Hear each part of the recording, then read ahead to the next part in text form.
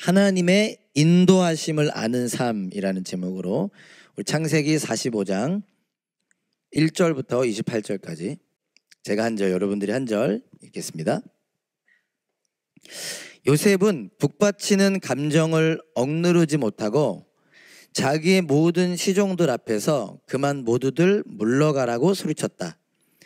주위 사람들을 물러나게 하고 요셉은 드디어 자기가 누구인지를 형제들에게 밝히고 나서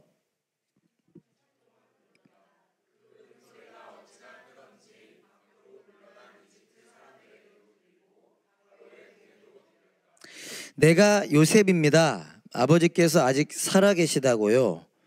요셉이 형제들에게 이렇게 말하였으나 놀란 형제들은 어리둥절하여 요셉 앞에서 입이 얼어붙고 말았다.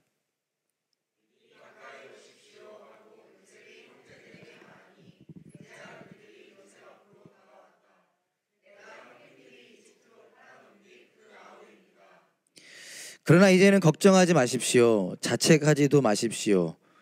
형님들이 나를 이곳에 팔아 넘기긴 하였습니다만 그것은 하나님이 형님들보다 앞서서 나를 여기에 보내셔서 우리의 목숨을 살려주시려고 그렇게 하신 것입니다.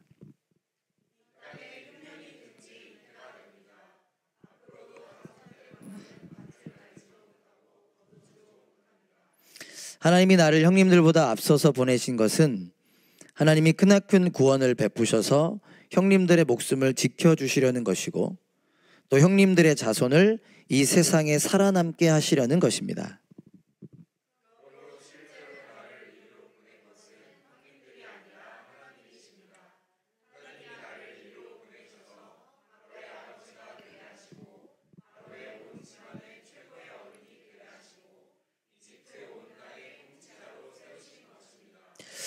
이제 곧 아버지께로 가셔서 아버지 아들 요셉이 하는 말이라고 하시고 이렇게 말씀을 드려 주십시오.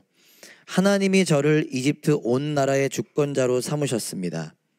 아버지께서는 지체하지 마시고 저에게로 내려오시기 바랍니다.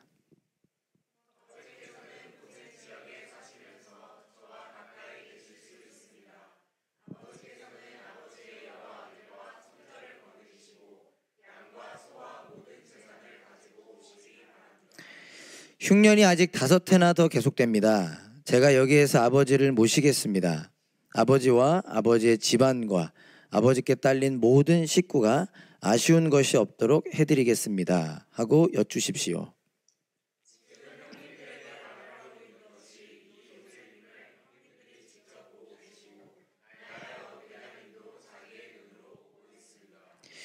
형님들은 내가 이집트에서 누리고 있는 이 영화와 형님들이 보신 모든 것을 아버지께 다 말씀드리고 빨리 모시고 내려오십시오.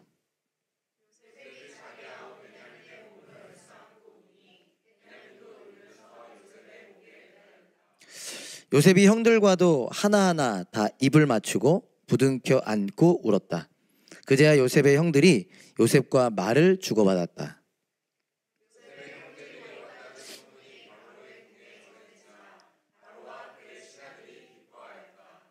바로가 요셉에게 말하였다. 그대의 형제들에게 나의 말을 전하시오.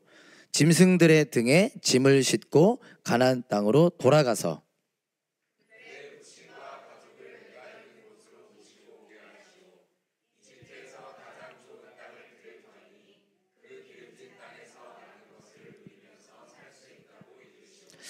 그대는 또 이렇게 나의 말을 전하시오. 어린 것들과 부인들을 태우고 와야 하니 수레도 이집트에서 여러 대를 가지고 올라가도록 하시오. 그대의 아버지도 모셔오도록 하시오.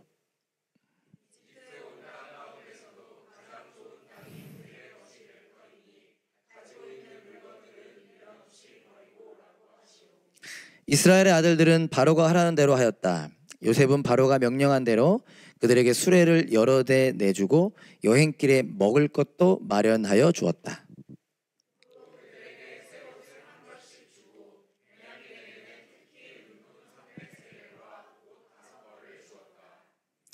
요셉은 아버지에게 드릴 또 다른 예물을 마련하였다. 이집트에서 나는 귀한 물건을 순화기 10마리에 나누어 싣고 아버지가 이집트로 오는 길에 필요한 곡식과 빵과 다른 먹거리는 암노아기 10마리에 나누어 실었다.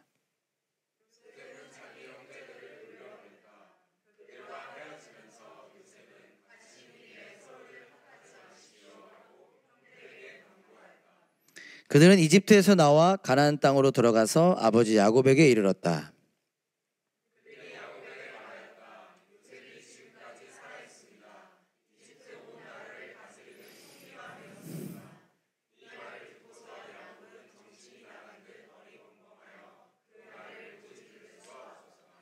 그러나 요셉이 한 말을 아들들에게서 모두 전해 듣고 또한 요셉이 자기를 데려오라고 보낸 그 수레들을 보고 나서야 아버지 야곱은 비로소 제정신이 들었다.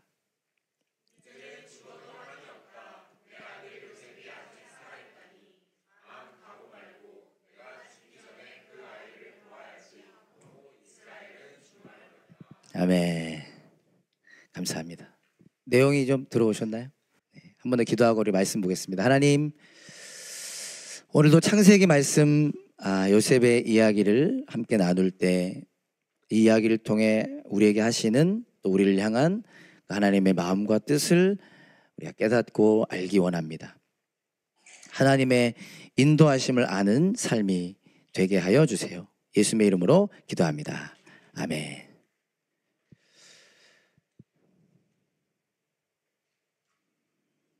제가 그 메소드 연기를 한번 해보려고 했는데 못하겠네. 내가 요셉입니다. 위기에 처한 막내 동생 베냐민을 위하여 자신이 대신 종이 되겠다고 말하는 유다의 모습을 보고 지지난주죠. 창세기 44장이죠.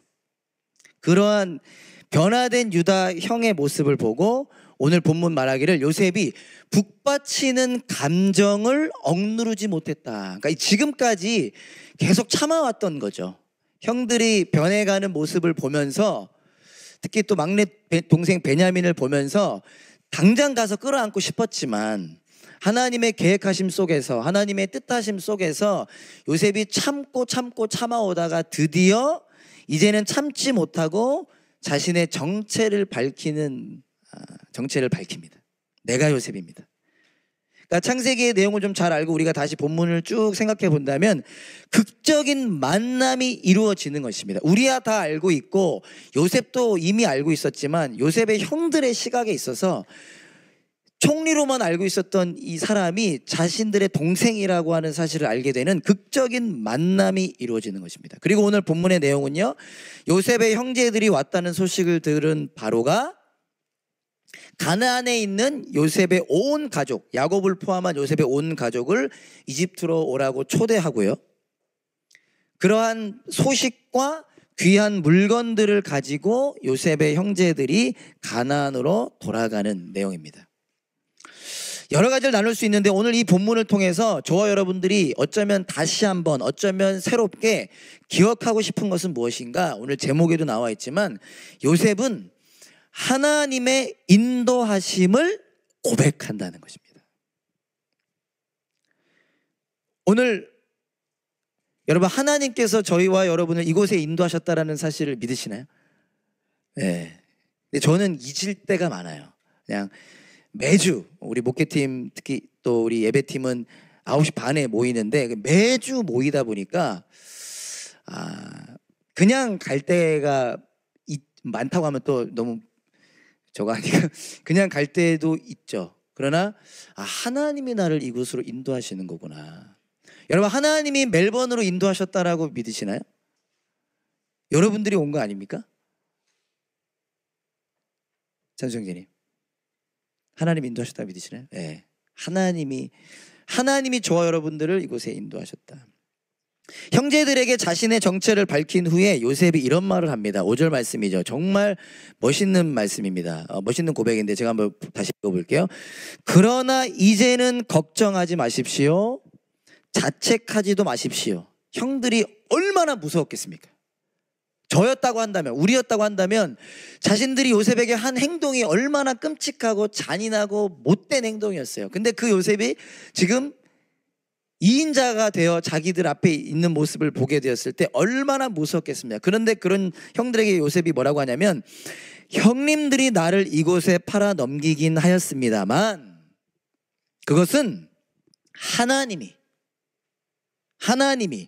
형님들보다 앞서서 나를 여기에 보내셔서 우리의 목숨을 살려주시려고 그렇게 하신 것입니다 라고 고백하고 있다는 것입니다. 형들이 요셉을 시기했죠. 형들이 요셉을 질투했습니다. 그 시기와 질투가 얼마나 무서운지, 얼마나 커지는지 여러분 우리 마음속에도 시기와 질투가 있을 수 있습니다. 없애셔야 돼요. 오늘 예배 시간에 없애셔야 되는데, 그 시기와 질투가 커져서 얼마나 커졌냐, 동생을 죽이기로 결정하죠. 그러다가 한 발 뒤로 물러서서 요셉을 종으로 팔았고요. 그렇게 종으로 팔린 요셉은 또 누명을 쓰고 죄수까지 되는 그러한 너무나 끔찍한 삶을 살았습니다. 그런데 요셉이 지금 뭐라고 고백하냐? 형들이 나를 판 것이 아니라 하나님께서 나를 보내신 것입니다 라고 말하고 있다는 거예요. 여러분 이렇게 말할 수 있나요?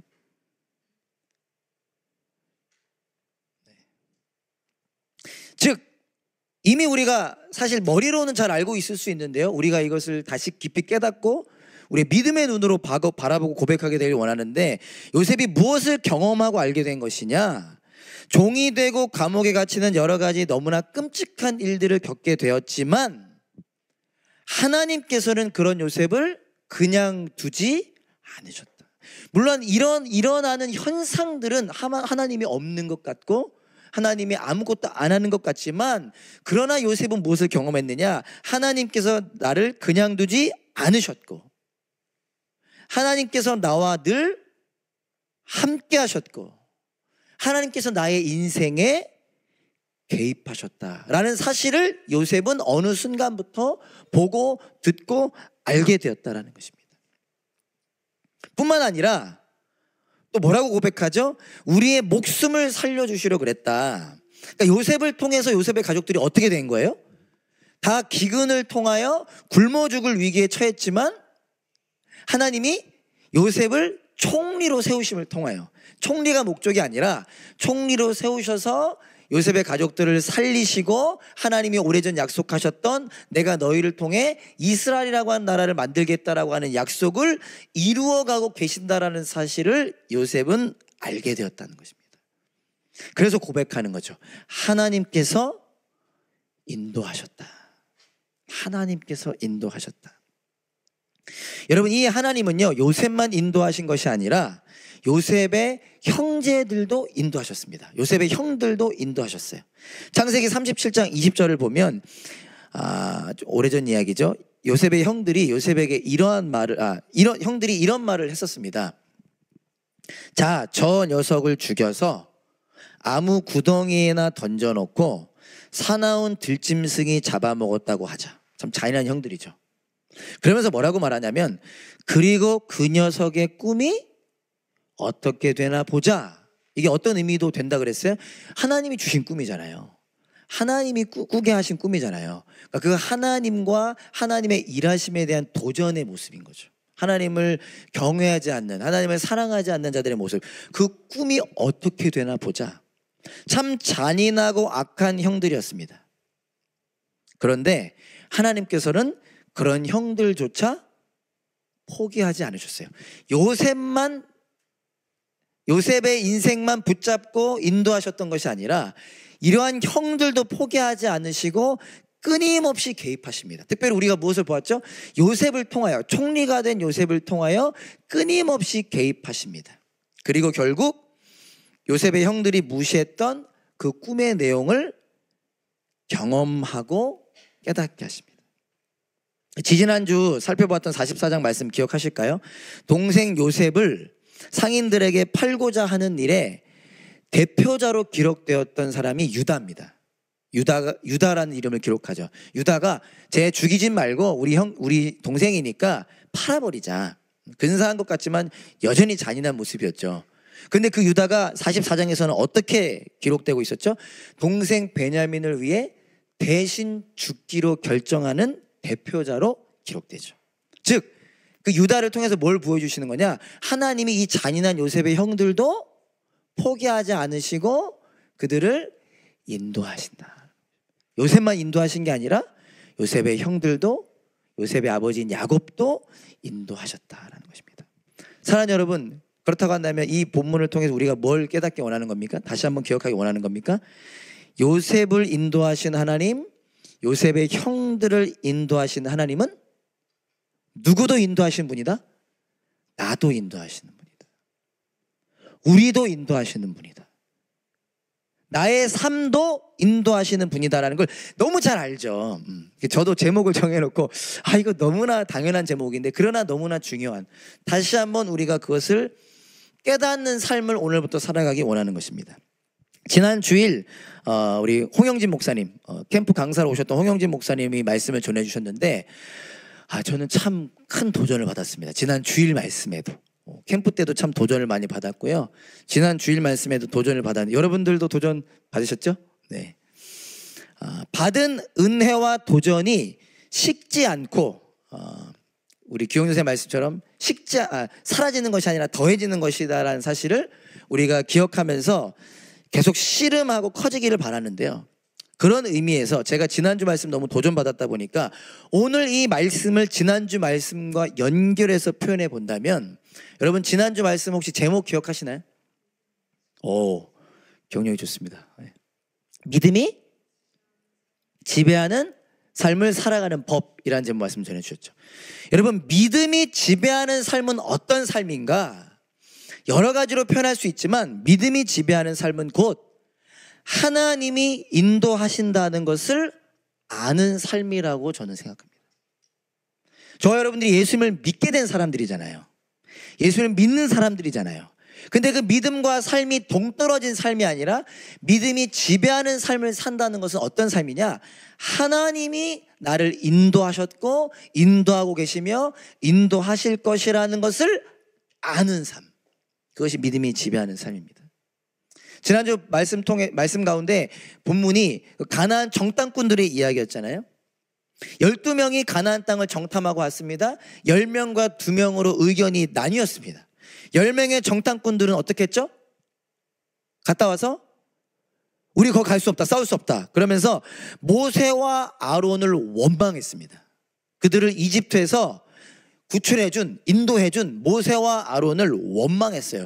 그리고 그 원망이 커져서 어떻게 한 줄 아십니까? 모세를 돌로 쳐서 죽이려고 합니다. 그러면서 우리 이집트로 다시 돌아갈 거야. 그 이유가 뭐였죠? 불신앙이 그들을 지배했기 때문입니다. 그들을 인도해 주신 하나님을 향한 신앙, 믿음이 아니라 불신앙이 그들을 지배했던 거예요. 그리고 불신앙이 그들을 지배했던 것은 어떤 이유냐? 그들이 하나님의 인도하심을 알지 못했고 보지 못했기 때문이라는 거예요. 하나님이 인도하셨다는 걸 어떻게 모릅니까? 10가지 재앙도 보았고 홍해가 갈라지는 것도 보았잖아요. 그들은 분명히 하나님이 인도하셨다는 것을 알았지만 머리로만 알았던 거죠. 어쩌면 이 순간에는 몰랐던 거죠. 하나님이 가나안 땅으로도 인도하실 거라는 사실을 몰랐던 것입니다. 보지 못했던 것입니다. 그래서 지금 상황이 주는 공포와 원망에 사로잡히게 된 것입니다. 이게 우리의 일상에서 실질적으로 이루어지는 일 같아요. 그렇죠? 하나님이 인도하셨다는 것을 알매도 불구하고 때로는 매일의 삶에, 물론 우리가 연약해서도 있겠지만 매일의 삶에 무너지는 이유, 멜번에서의 삶이 기쁘지 않은 이유, 감사하지 않은 이유, 여러 가지가 있을 수 있겠지만 하나님이 인도하셨다는 사실을 그 순간 기억하지 못하고 잊어버리기 때문이 아닐까. 그러나 2명은 달랐죠. 여호수아와 갈렙은 달랐습니다. 그들이 뭐라고 얘기하냐? 두려워하지 말자, 싸우자라고 이야기합니다. 하나님이 그 땅을 주실 것이다 라고 말합니다. 그러면서 이렇게 표현해요. 주님께서 우리와 함께 계시니, 이렇게 표현합니다. 주님께서 우리와 함께 계시니. 즉 무엇입니까? 그들은 지금까지 하나님이 인도해 주셨다는 것을 알았고 기억했죠. 그리고 그 하나님이 지금도 앞으로도 인도하실 것이라는 사실을 알았고 붙잡았던 것입니다. 그러니까 그들이라고 두렵지 않았겠습니까? 그 가나안 땅에 사는 사람들, 특별히 그 아낙 자손, 거인들, 예, 이렇게 키 큰, 뭐라고요? 예, 네, 그들이라고 두렵지 않았겠어요. 예. 하지만 그 두려움을 넘어 하나님의 인도하심을 보았기 때문에 그들은 믿음이 지배하는 삶을 살 수 있었다는 것입니다. 그러니까 저와 여러분들의 삶이 이런 삶이 되기를 원해요. 로마서 8장에서요, 바울이 이러한 말을 합니다. 우리가 사실 잘 아는 말씀인데요, 로마서 8장에 보면 8장 31절에 보면요, 밑에 줄 보면 하나님이 우리 편이시면 누가 우리를 대적하겠습니까? 그래서 제가 준비 못했는데 32절을 제가 읽어드릴게요. 자기의 아들을 아끼지 않으시고 우리 모두를 위하여 내주신 분이 어찌 그 아들과 함께 모든 것을 우리에게 선물로 거저주지 않으시겠습니까? 35절에 보면 여러분 잘 아시는 말씀이죠. 누가 우리를 그리스도의 사랑에서 끊을 수 있겠습니까? 누구도 그 무엇도 예수님의 사랑에서 끊을 수 있다 없다? 없다는 거죠. 그러면서 38절 39절은 이렇게 말합니다. 나는 확신합니다. 죽음도 삶도 천사들도 권세자들도 현재일도 장래일도 능력도 높음도 깊음도 그 밖에 어떤 피조물도, 다 같이 한번 읽어볼까요? 시작. 우리를 우리 주 예수 그리스도 안에 있는 하나님의 사랑에서 끊을 수 없습니다. 아멘. 그 무엇도 우리를 하나님의 사랑에서 끊을 수 없다는 거예요. 그리고 그 가장 큰 증거는 뭐라는 것입니까? 예수 그리스도. 우리를 위하여 죽으신 예수 그리스도. 그분이 뭐라고 말씀하셨습니까? 내가 세상 끝날까지 너희와 함께 있으리라. 상황은 그렇지 않을 수 있습니다. 환경은 그렇지 않을 수 있어요. 나의 연약함은 그렇지 않을 수 있습니다. 그러나, 그리고 홍 목사님이 했던 도전되는 말씀 중에 하나 뭐였습니까? 혹 경험하지 못할 수 있습니다. 그러나 그 육체적 경험보다 중요한 것은 무엇입니까? 말씀을 통하여 우리에게 주시는 약속. 물론 그것이 반드시 경험되어지게 되죠. 하나님께서 말씀을 통하여 우리와 세상 끝날까지 함께 하신다. 다른 말로 우리의 인생을 책임지시고 인도하신다. 그 하나님의 인도하심을 아는 저와 여러분들의 삶이 될 수 있기를 간절히 소망합니다. 하나님께서 약속하셨고 하나님께서 작정하셨고 하나님께서 그렇게 행하십니다. 저와 여러분들의 삶을 저 영원까지 반드시 책임지고 인도하십니다. 그 은혜를 누리는 저와 여러분 모두가 될 수 있기를 간절히 소망합니다. 하나님의 인도하심을 아는 삶과 관련해서 짧게 두 가지를 기억하고자 합니다. 더불어 짧게 두 가지만 기억하고자 합니다. 저와 여러분들이 하나님의 인도하심을 아는 삶이 되기를 원하고요, 그와 함께 두 가지를 기억하고자 합니다. 첫째, 사람들이 기뻐한다는 것입니다. 일단 한번 같이 해볼까요? 사람들이 기뻐한다. 네, 다시 사람들이 기뻐한다. 하나님의 인도하심을 아는 삶의 특징은 물론 때로는 안 그럴 수도 있지만은 사람들이 기뻐한다는 거예요. 우리 옆 사람 한번 볼까요? 저 사람이 내가 저 사람의 기쁨이 되고 있는가? 네, 좀 부끄러워요? 네, 기침 나와요? 네. 16절 말씀입니다. 오늘 본문 16절 말씀 보면, 오늘 본문을 다 다루지 못해서 아쉬운데요, 16절에 보면 이런 말씀이 있습니다. 요셉의 형제들이 왔다는 소문이 바로의 궁에 전해지자 바로와 그의 신하들이 뭐 했대요? 기뻐하였다. 이게 여러분 그냥 지나갈 수도 있지만 이게 놀라운 장면입니다. 요셉의 형제들이 왔다는 얘기가 퍼졌죠. 처음에 요셉이 막 울잖아요. 근데 그 우는 소리가 바로의 궁행까지 들렸대요. 그래서 학자들 중에 여러 재밌는 의견들이 많은데, 요셉의 소리가 얼마나 컸으면 바로의 궁행까지 들리느냐, 그러니까 궁이 옆에 있었을 것이다, 뭐 모르겠어요. 샤우팅을 했나? 근데 그게 이제 어떤 의미가 핵심인 거죠? 그만큼 소식이 전해졌다라는 얘기죠. 요셉이 울었대. 왜 울었을까? 형제들이 왔대. 이제 이런 얘기가 들린 거죠. 근데 놀라운 건 뭐죠? 그 얘기를 듣고 바로와 그의 신하들이 기뻐합니다. 즉 요셉은 바로와 신하들에게 기쁨이 되는 존재였다는 거예요. 그래서 형제들이 왔다는 소식도 기쁨이었던 거죠. 요셉과 관련된 모든 소식이 그들에게는 기쁨이었다는 것입니다. 가만히 조금만 생각해봐도 바로는 그럴 수 있습니다. 왜요? 바로는 기뻐할 수 있어요. 바로는 요셉을 좋아할 수 있습니다. 왜죠? 요셉 때문에 기근을 면했잖아요. 요셉이 꿈을 해몽하고 그 꿈대로 준비를 해서 풍년 때 준비를 잘 해가지고 지금 흉년 앞으로도 5년이나 남았지만 세상 모든 사람들은 굶주리지만 이집트에는 곡식이 가득하거든요. 그러니까 요셉을 기뻐할 수 있습니다. 그러나 신하들은 어떻습니까? 신하들도 굶주림 면했으니까 기뻐할 수 있었겠죠. 그러나 이게 쉬운 생각으로는 여러분 다니엘서만 보더라도 당시 노예로 끌려왔던 다니엘이 높은 자리에 올라가자 신하들이 어떻게 했죠?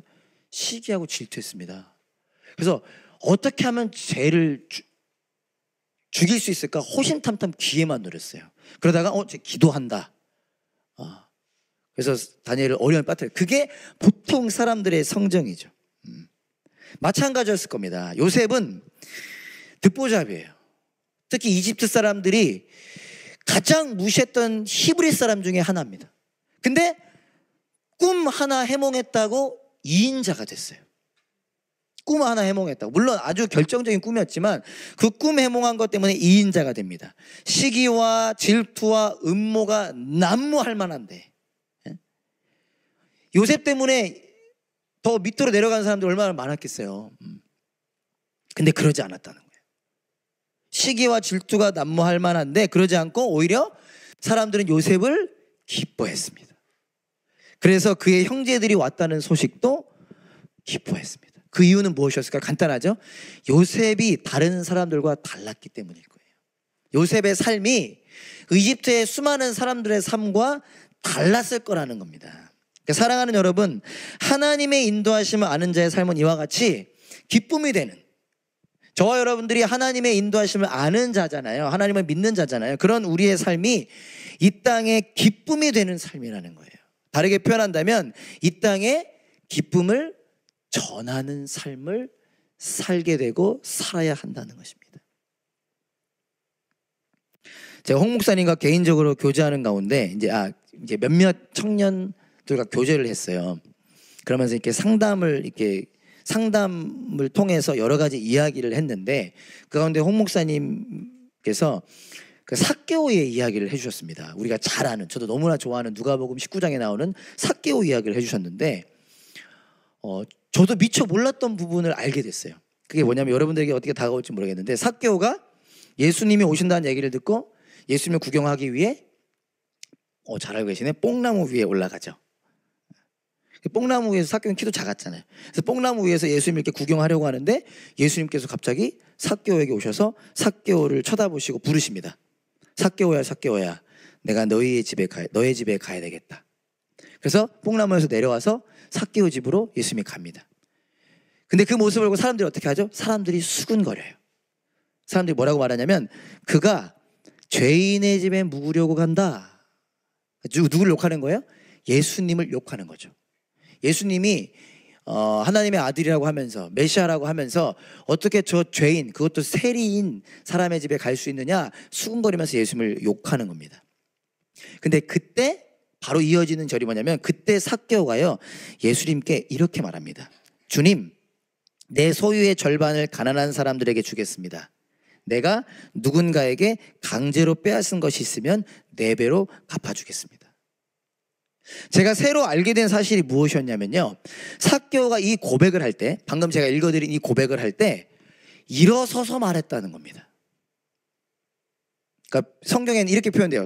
누가복음 19장 8절에 보면 삭개오가 일어서서 주님께 말하였다. 주님, 내 소유의 절반을 가난한 사람들에게 주겠습니다. 내가 누군가에게서 강제로 빼앗은 것이 있으면 4배로 갚아주겠습니다. 말을 하는데 일어서서 말했다라는 거예요. 저는 그냥 이렇게 지나갔던 부분이거든요. 여러분, 삭개오가 왜 일어서서 말했을까요? 생각해 보신 분, 이미 뭐 아는 분도 계실 수 있고, 왜 일어서서 말했을까요? 다리가, 무릎이 좀 아파서 허리 좀 피려고? 이 홍 목사님이 뭐라고 얘기하셨었냐면 제 마음에 되게 와닿았거든요. 삭개오가 일어서서 말한 이유는 사람들에게 말하는 거라는 거예요. 사람들에게. 특별히 그 당시에는 일어선다라고 하는 것은 뭔가 공식적인 선포를 할 때 하는 행위라고 하더라고요. 저는 삭개오가 예수님을 만나서 변화되어 그의 소유를 나눈다라고 하는 의미가 그의 변화됨을, 그의 구원받음을, 더 중요한 것을 알게 된 것을 로만 생각을 했는데, 그게 다가 아니라 삭개오가 일어섰다라는 거예요. 특별히 어떤 상황 속에서 사람들이 예수님을 수근거릴 때, 죄인이라고, 어떻게 저 죄인의 집에 가냐라고 예수님을 욕할 때 삭개오는 일어서서 사람들에게 말하는 것입니다. 예수님이 누구신지를 전하는 것입니다. 이분은 너희들이 욕하는 그런 분이 아니야. 이분은 내가 내 소유를 다 나누어 주어도 아깝지 않은 분이야. 왜냐하면 이분은 구원자시기 때문이야. 우리를 살리러 오신 분이기 때문이야 라고 말하고 있다는 것입니다. 즉 본인이 경험한 그 은혜를 다른 사람들에게 나누는 것이죠. 저와 여러분들의 삶이 이러한 삶으로 초대됐습니다. 물론 여러 가지로, 우리의 여러 가지 모습을 통해 다른 사람들을 섬기고 그들을 기쁘게 할 수 있습니다. 그러나 그 가운데 꼭 무엇이 포함되어야 되죠? 가장 큰 기쁨, 예수님으로 인한 유일한 기쁨, 그 기쁨을 다른 사람들에게 전해주는 삶이 저와 여러분들의 삶이 되길 원하고, 그 시작은 하나님이 나를 인도하시는구나를 깨달을 때 살아낼 수 있는 거라 생각합니다. 청년 캠프 때 감사한 것 중에 하나는 누군가를 위해 눈물을 흘리며 기도하는 모습들을 제가 보았던 것입니다. 정말 많은 지체들이 꼭 눈물을 흘리지 않았어도 정말 간절한 마음으로 서로를 위해서 기도해 주는 모습을 보았습니다. 뿐만 아니라 캠프를 참석하지 못한 식구들을 위해서도 기도하더라고요. 지난주에도 제가 이제 세대별 모임 때 새가족반 잠시 잠깐 얘기하고 다른 볼일이 잠깐 가는데 어떤 자매님이 막 뛰어나가더라고요. 울면서 막 뛰어나가더라고요. 그래서 제가 물어봤어요.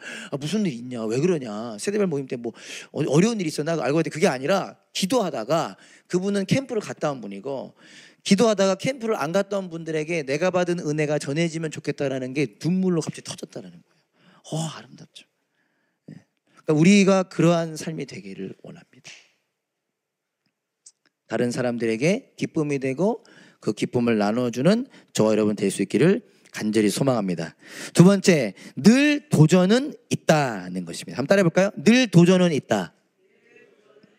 다시, 늘 도전은 있다. 저는 매일 밤이 도전인데 늘 도전은 있다. 하나님이 인도하신다라는 것을 아는 삶의 특징 중 또 하나는 늘 도전은 있다는 것입니다. 하나님이 인도하시지만, 누군가에게 기쁨이 되지만 동시에 늘 도전은 있다는 것입니다. 24절 말씀인데요, 제가 한번 더 읽어볼게요. 요셉은 자기 형제들을 돌려보냈다. 이제 요셉의 형들이 가나안으로 돌아가는 장면이죠. 근데 그들과 헤어지면서 요셉은 뭐라고 말하죠? 가시는 길에 서로를 탓하지 마십시오 하고 형들에게 당부하였다. 개역개정 같은 경우는 가시는 길에 다투지 마십시오 이렇게 얘기합니다. 요셉의 형제들이 아버지와 가족들을 데려오기 위해 가나안으로 향할 때 요셉은요, 형들이 다투지 않기를 당부합니다. 형들 싸우지 마세요, 서로 탓하지 마세요 얘기하는 거예요. 조금 의아할 수도 있습니다. 왜죠? 이미 예전과는 달라진 형들이잖아요. 이미 죄를 뉘우쳤고 이제 화해했고 하나가 되었습니다. 그런데 요셉은 그런 그들을 여전히 걱정하는 거예요.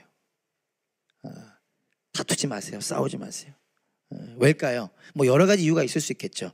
형들이 요셉인 걸 알게 되었잖아요. 그 일은 너무나 큰 일이었고, 어쩌면 과거 요셉의 일로 서로를 탓하는 다툼이 생길지도 모릅니다. 왜냐하면 또 혼날까 봐. 총리인데 동생이 서로가 서로에게 잘못을 전가하는 일들이 있을지도 모르죠. 그러니까 다시 말해서 뭐라고 저는 표현하고 싶냐면 여전히 도전은 있었던 겁니다. 형들이 분명히 변했고 분명히 하나가 되었지만 여전히 그들을 무너뜨리려고 하는 도전은 있다는 것입니다. 중요한 건 뭐죠? 우리도 마찬가지라는 거예요. 늘 도전은 있습니다. 하나님의 자녀가 되었고 심지어 캠프 때 은혜도 엄청 받았지만 그것이 아무 문제 없음을 의미하진 않습니다.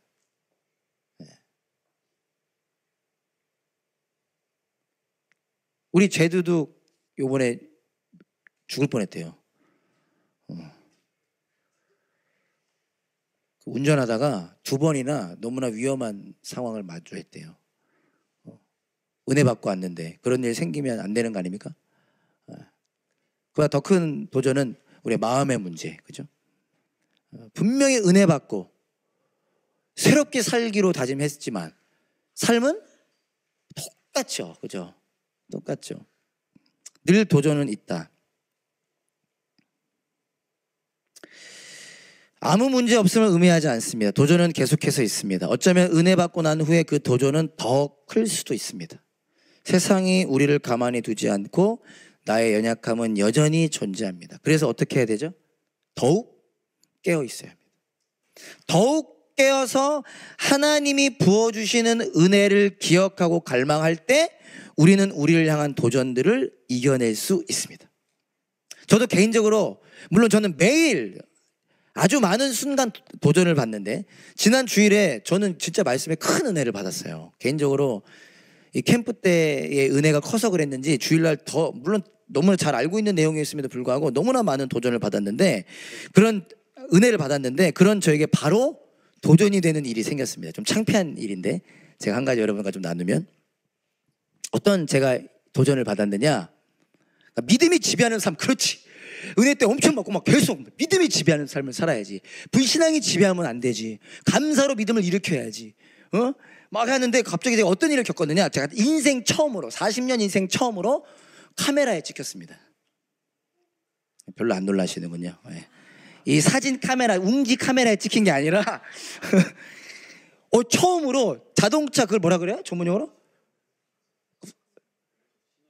후라시. 그 후라시가 빡 하고 터졌어. 처음으로. 그게 언제냐면 예배가 끝나고 운영위원회가, 이거 우리 어머니 이제 또 보시면 언젠가 또 카메라 찍겠다 전화 오시겠어요. 네. 위험하지 않았습니다. 위험하지 않았어요.